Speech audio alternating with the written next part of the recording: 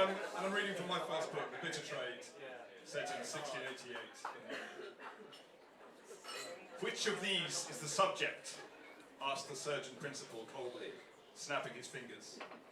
The patient, replied the provost warmly, is a scholar inductant to this college, Tyburn Pettit here. 2 young black-gowned men came in, their heads shaved and their hands gloved. One carried a basin of water, the other a tray of devices made from steel and bone. I shivered. Very well, master inductant, said the surgeon crisply. Do you lay yourself upon the table there, and let us examine your scrofula. It's not like that well, okay, page 200, yes, I know. He means the king's evil, Ty, said Peter gently. The surgeon gave a dry cough, as if he scorned kings and evil alike.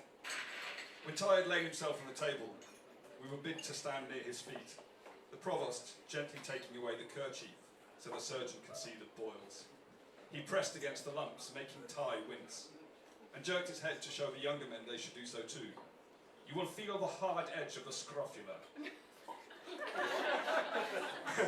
which is a good fortune for this inductant. It may be treated by curettage, as the provost has intimated. The provost smiled and laid his hand on Ty's other shoulder. Not every scrofula may be so easily cured. Yeah. That's what I got on this platform, ladies. And gentlemen. Though you must bear some pain now. Are you willing? Ty licked his lips and swallowed. Peter nodded at Ty, and Ty said, aye, as boldly as he could. The surgeon principal took a sharpened steel rod from the silver tray.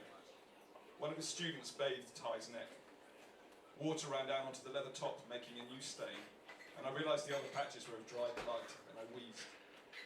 Spinning wheels of light hid the sight of Ty's face for a while, until Peter squeezed my arm. The curette, said the surgeon, holding the pointed end in the flames that crackled from the hanging brazier. What is the principal purpose of this device? A boreal, said a student, crossing himself. Such symbols are for the church, Grasset, the provost scolded him. Here, science must prevail. A boreal is correct, said the surgeon, holding the curette aloft to let it cool.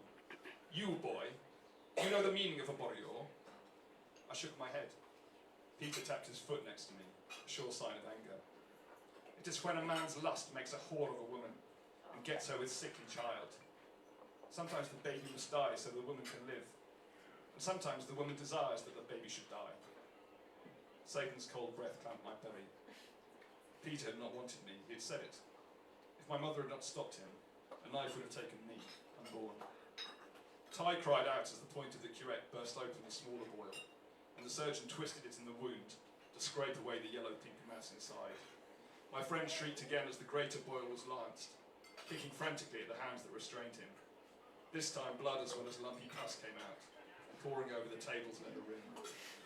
Quarter, snapped the surgeon, and the student holding Ty's feet let them go. Peter seized them quickly. Taking a rod topped with an eye-shaped lump of iron, the student thrust it into the hottest part of the brazier, then handed it carefully to his master, who laid it 3 times on Ty's bleeding wounds. At the first touch, Ty gasped and fell silent, his clenched fist flopping open, and the smell of burning flesh leapt up at us like scattering pigeons. I turned away to puke, stumbling to the bottom of the stairs to keep my foulness away. My father roughly pushed me up the stairs and into the courtyard, where he pointed to a small water pump in the corner. I was to clean the speckles of puke from my boots, as if that small shame were worse than Ty being branded like a beast. My father talked on. Science is a marvel of God, but that fellow is an atheistical butcher who would as soon slice a man's liver as care for his morals. If that's the medicine of this age, then I do not care for it. But Ty is healed, is he not? I asked unquietly. God willing he is. God willing. He took a drink from the pump. I see no God here, I thought. I see one man who prays, and one man with a knife. And it is the cutting man who's brought salvation to my friend.